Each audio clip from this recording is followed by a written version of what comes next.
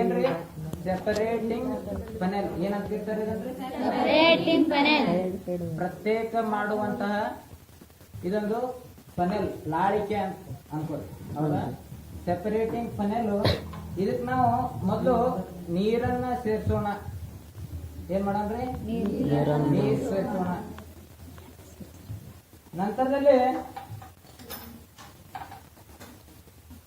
ಇದರಲ್ಲಿ ಎಣ್ಣೆಯನ್ನ ಸೇರಿಸೋಣ. ಹೌದಾ? ಹೌದಾ?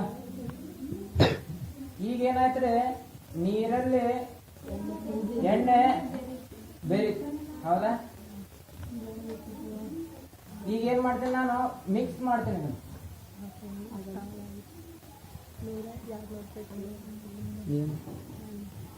ಹೌದಾ? ಈಗ ಏನಾಯ್ತ್ರಿ, ಮಿಶ್ರಣ ಆಯ್ತು.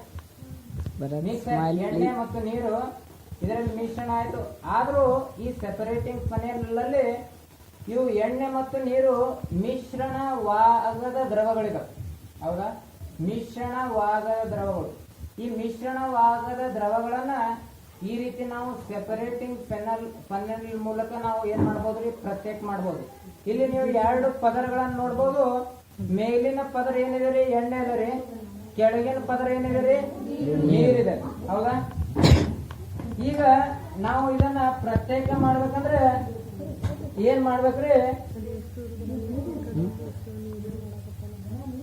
ಈ ನೀರನ್ನ ನಾವು ಈ ಲಾಳಿಕೆಯನ್ನ ಓಪನ್ ಮಾಡಿಬಿಡ್ಬೇಕ್ರಿ.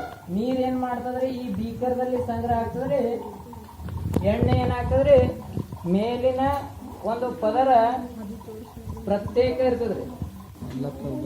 ನೀರಿಗೆ ಮತ್ತು ಎಣ್ಣೆಗೆ ಎರಡು ಬೇರೆ ಬೇರೆ ಲೇಯರ್ಗಳಿದಾವ್ರಿ. ಈಗ ಯಾವಾಗ ಎಣ್ಣೆಯ ಪದರ ಈ ಲಾಳಿಕೆ ಹತ್ರ ಬಂತ ನೋಡ್ರಿ, ಈ ಒಂದು ಕೀಯನ್ನ, ಇದೊಂದು ಚಾವಿಯನ್ನ ಬಂದ್ ಮಾಡಿಬಿಡ್ಬೇಕು.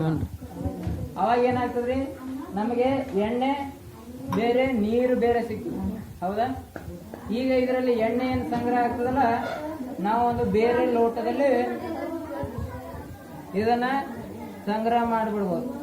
ಈ ರೀತಿ ನಾವು ಪ್ರತ್ಯೇಕಗೊಳ್ಳದ ದ್ರವಗಳನ್ನ, ಮಿಶ್ರಣಗಳನ್ನ ಏನ್ ಮಾಡ್ಬೋದ್ರಿ, ನಾವು ಸೆಪರೇಟ್ ಮಾಡ್ಬೋದು.